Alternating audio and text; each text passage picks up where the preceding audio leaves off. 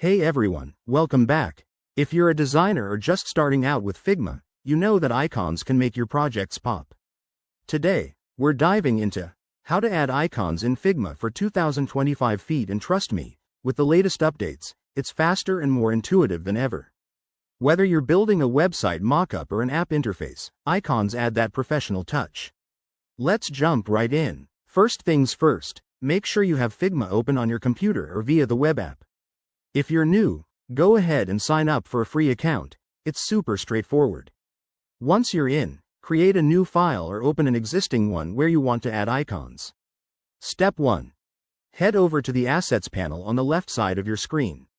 Figma has a built-in library of icons, but in 2025, they've expanded it with even more options through community plugins. Click on Assets and search for Icons in the search bar. You'll see a ton of pre-made icons from Figma's library or ones you've added before.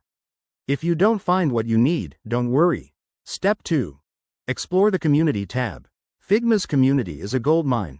Search for icon sets from popular libraries like Material Design or Font Awesome. Once you find a set, click to import it into your file. This might take a second, but it's seamless. Now, for Step 3. Adding the icon to your canvas. Simply drag and drop the icon from the Assets panel onto your design. You can resize it, change colors, or even edit the vector paths if you're feeling advanced. Pro tip.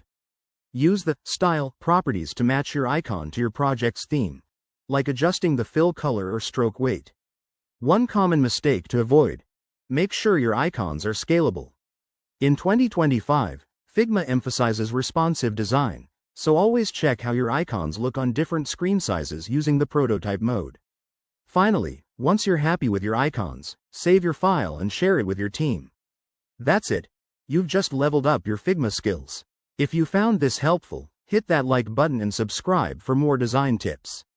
Drop a comment below if you have questions, and I'll see you in the next video. Thanks for watching.